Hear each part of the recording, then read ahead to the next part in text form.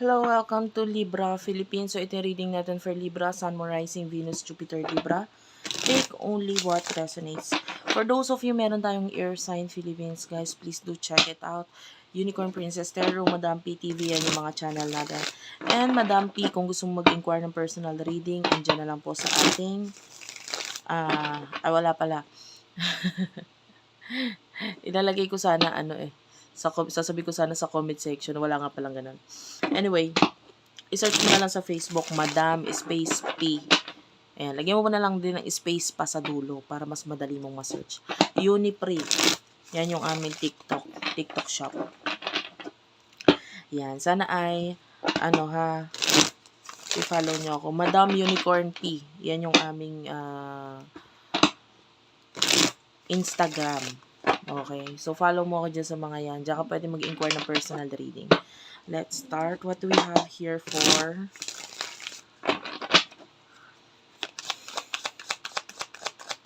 the sign of Libra, Sun, Moon, Rising, Venus, Jupiter, Libra. Tignan mo yung natal chart mo, ha. You do have the Queen of Wands, the Six of Swords, and the Hierophant. Wow! Actually, ang dami mong lesson na natutunan sa buhay mo. Yung iba sa inyo, alam mo na kung paano mag-move on or ano yung direction na dapat mong gawin. Kasi with the Hierophant, natuto ka na. Alam mo na yung tama, alam mo na yung sa mali, alam mo na yung sa tama. The Seven of Pentacles, you are slowly but surely ginagawa mo yung paraan or ginagawa mo yung mga action na dapat gawin para mag-grow. And I feel like you're taking this like slowly but surely kind of step ang ginagawa mo para ma-achieve yung growth na yon. And you do over the Four of Swords, yeah, you're taking care of yourself. Iba sa inyo meron ka mga kina-cut off, maybe diet or food na kina-cut off mo para maging mas better. Knight of Cups, nakakita tayo ng mga admirers, mga tao sa paligid mo na pwedeng nakatingin sa'yo and then they do like you. And I feel like, yung iba pwedeng nagpapakita ng intention, yung iba pwedeng hindi. Anyway, wala tayong gender specific dito, ha. So, with the Five of Swords, nakikita natin tapos ka na sa mga bagay na dapat mong ayusin sa sarili mo. Parang alam mo na, hindi mo man na-accomplish pa or na-achieve yung mga bagay na gusto mo. But sabi ko nga kasi, slowly but surely yung pinaka-step na nakikita natin sa ginagawa mo. Okay? So, I feel like a lot of you is magaling ka din magsalita. A lot of people likes you for how the way you talk or how you communicate. Yung iba, kung hindi ganon, pwedeng kung paano mo ipakita ang sarili mo sa online or sa social world, no? Sa Facebook, pwede ganyan. Tinitignan ka nila and gusto nila yung mga bagay na pinagagawa mo sa social media. Person na connect mo, sino to? Person na connect mo, sino to?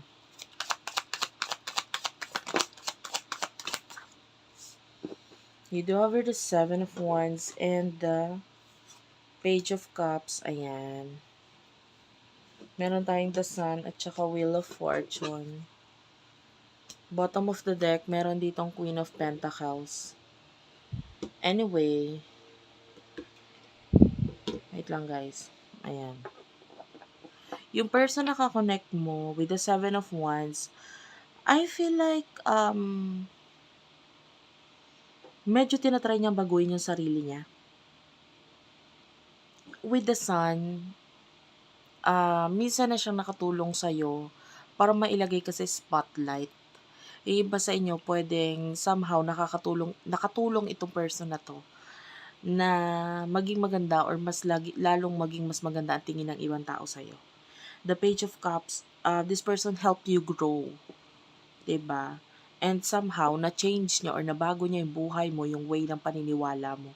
So, somehow, itong person na to with the Queen of Pentacles and the Empress energy, natutunan mong mahalin ang sarili mo, natutunan or mas naging, sabihin na natin, mas naging physically attractive ka kasi sa tulong niya. Maybe may mga binanggit siya sa'yo, sinabi siya sa'yo, tinuro siya sa'yo na paraan para ma-achieve mo yung greater success or physical attraction na gusto mong ma-achieve sa buhay mo. Malaki yung naitulong niya nitong taong to. Okay?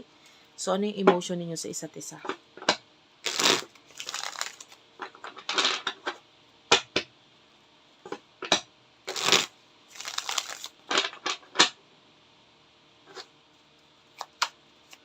For the sign of Libra, Sun, Moon, Rising, Venus, Jupiter, Libra, Page of Wands, King of Cups. I like this kasi ito nagpapakita ito ng emotions with the King of Cups. I don't know, pwedeng minsan ka na nagsabi sa kanya ng emotion mo. Yung iba, pwedeng ikaw ay currently not good, feeling good. Pwedeng ikaw ay may sakit, sinabi mo sa kanya, emotions mo sa kanya, or you're in a bad mood, tapos parang out of nowhere kasi nagtatantrums ka, no? Bigla mo nasabi sa kanya yung emotions mo. Or, yan, halimbawa, ikaw ay nasaktan. Pwedeng nabanggit or nasabi mo na yung emotion mo sa kanya. And I see a lot of love here. Yung iba, pwedeng ikaw ay lasing. So, whatever the case is, nakikita natin na nagawa mo itong sabihin or you revealed yourself towards this person the moment na hindi ka totally okay. Okay? And nakadagdag yung pressure. Parang I have to let this out. Parang ganong energy. Parang kailangan ko to sabihin. Kasi pag di ko to sinabi, nadadagdagan yung stress ko or pagod na ako. Parang ganon. Anyway, ano yung emotions ng person na to towards you?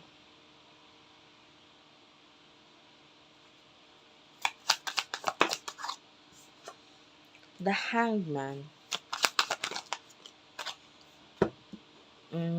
The Star. And the Five of Swords.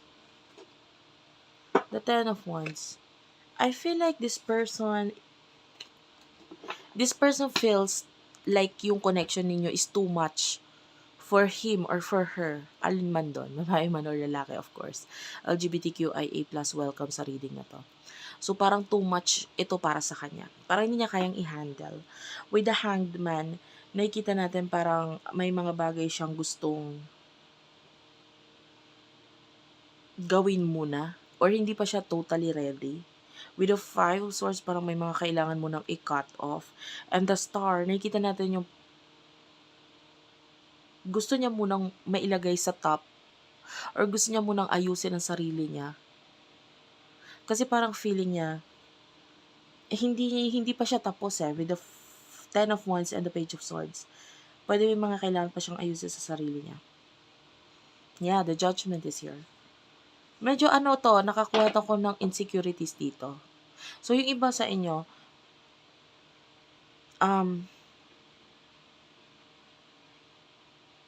hindi sa hindi ka niya mahal, pero hindi niya kasi gusto or hindi niya mahal yung sarili niya.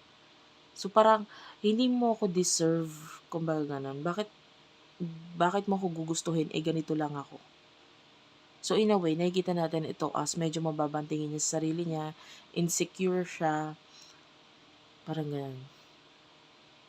Walang mali sa'yo, parang ang mali ay nasa akin, parang ganun. So, you can see, you're the Queen of Wands, pero ito nakikita niya yung sarili niya as the Seven of Wands. And the Seven of Wands, nagre-represent siya dito as a toilet bowl. 'Di ba? So, para siyang, tingin niya, dumi-dumi niya or ang pangit niya or what. And you don't deserve me. Although, sabi na nga natin, pwedeng may mga nagawa naman siya para mailagay mo yung sarili mo sa top position or sa magandang posisyon, magandang pagtingin ng iba. Pero para sa kanya, paano naman ako? Parang ganun. Kailangan maging maganda rin naman tingin sa akin ng ibang tao or ako mismo sa sarili ko. 'Di ba? So anyway, ano yung near future for the both of you?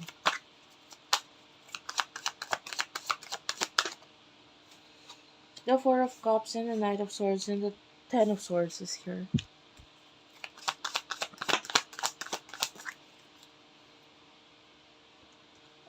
You do have here the Two of Wands, the Six of Cups, and the Two of Pentacles.